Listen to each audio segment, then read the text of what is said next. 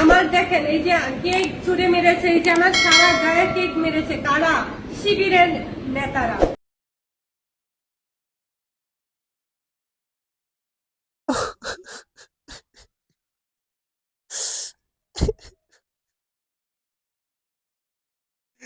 এটা মেনে নেওয়ার মতো না।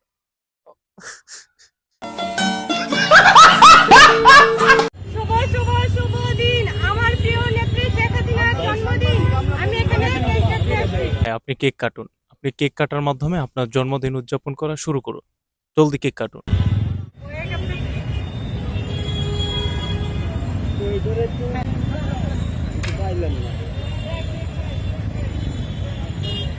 ক্যামেরাম্যান তো দেখছি ভারী দুষ্টু। হ্যাঁ, কখন কোন জায়গার মধ্যে জুম ইন জুম আউট করতে হবে এটা কি বোঝে না নাকি? হ্যাঁ, আপনি জুম করবেন হচ্ছে তার হয়তো চেহারার মধ্যে, না হয় হচ্ছে তার কেকের মধ্যে। না, আপনি জুম করতেছেন ডিরেক্ট বুকের বুকের মধ্যে। আপনি বুকও জুম করতেছেন, আপনি কেকের মধ্যে জুম করেন।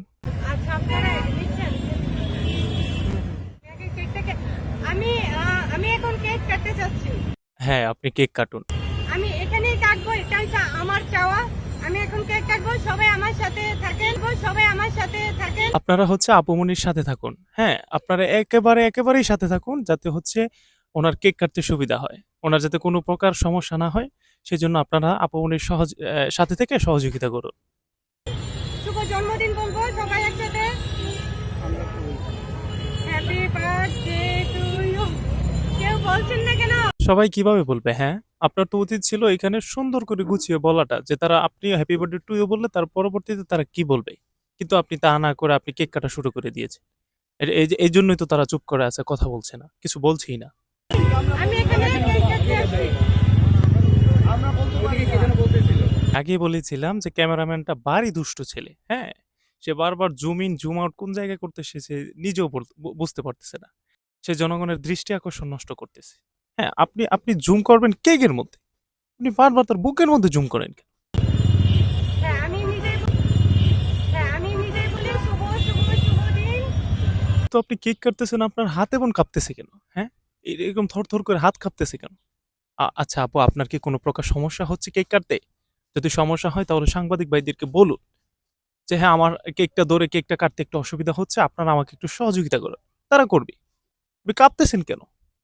হ্যাঁ, আপনার হাতে কি সমস্যা আছে, নাকি আপনি কোনো প্রকার ভিটামিনের অভাবে ভুগতেছেন যার কারণে আপনার হাত কাঁপতেছে? ওষুধ ওষুধ সেবন করুন, আপনি ওষুধ সেবন করুন। আমার নেত্রীর জন্মদিন, আমি এই যে কেক কেটে ফেললাম। এ আপু কেক কেটে ফেলেছে। ইয়ে, ইয়েস। আমি খাবো। আমি একটু আতঙ্কিত আছি। এখানে আপনি আতঙ্কিত হয়ে আছেন কেন আপু? আতঙ্কিত হওয়ার কথা সামনে থাকা সাংবাদিকগুলো। হ্যাঁ, আপনি এত সুন্দর রমণী, রূপবতী, গুণবতী। হ্যাঁ, আপনাকে দেখে তো তারা নার্ভাস হয়ে যাওয়ার কথা। তাদের ক্যামেরা দেখেন না একবার কোন কোন জায়গার মধ্যে জুম ইন জুম আউট করে ফেলতেছে। হ্যাঁ, নার্ভাস তো তারা হয়ে গেছে, তো আপনি নার্ভাস হওয়ার এখানে মানে কি? বুঝলাম না কিছু। এই জন্য একটু নার্ভাস ফিল করছি। আমি কখনোই নার্ভাস ফিল করি না, আজকের দিনে করছি। আপনারা কি সবাই ছবি নিয়েছেন আমার নেত্রীর জন্মদিন? হ্যাঁ আপু, কেন নয়, কেন নয়? আপনি টেনশন করেন না। শুধু ছবি না, আপনাকে অপমান করার জন্য যতটুকু ভিডিও ফুটেজ দরকার ছিল তারা ততটুকু নিয়ে নিয়েছে। আপনি এই বিষয় নিয়ে কোনো টেনশনই করেন না। শুধু ছবি, এটা তো সামান্য একটা বিষয়। আমি এখানে একটু আতঙ্কে আছি, যে ফুললি যে আতঙ্কে আছি সেটা না। উনি উনি হচ্ছে একটু আতঙ্কে আছে, ঠিক আছে? পুরা যে আতঙ্কে আছে ওরকম আপনারা মোটেও ভাববেন না। অনেকে আবার এখানে ভাববে যে আপু পুরোপুরি এখন আতঙ্কে আছে, কে জানি কি মারধর শুরু করে দেয়। আসলে বিষয়টা ওরকম না। আপু একটু আতঙ্কে আছে, বেশি না। কারণ আমি আমার শক্তি নিয়ে, আমি আমার সাহস নিয়ে আমি এখানে আসছি। কারণ এই জায়গাতে গতকালকে আমার নেত্রীর ছবিতে কি মেরেছিল? জুতা মেরেছিল। দেখেছেন? হ্যাঁ, আপুটা তার নেত্রীকে কতটুকু ভালোবাসে।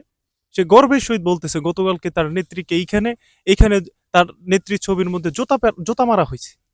হ্যাঁ, আপনারা পাবেন আদৌ পুরো বাংলাদেশ খুঁজলে এমন দুই একজন দল সমর্থক। হ্যাঁ, ভালোবাসার মানুষ, এটাকে বলে প্রকৃত ভালোবাসা, ট্রু লাভ যেটাকে বলে। সেই জন্য আমি আজকে এখানে এসেছি আমার নেত্রীর জন্মদিনের কেক কাটার জন্য।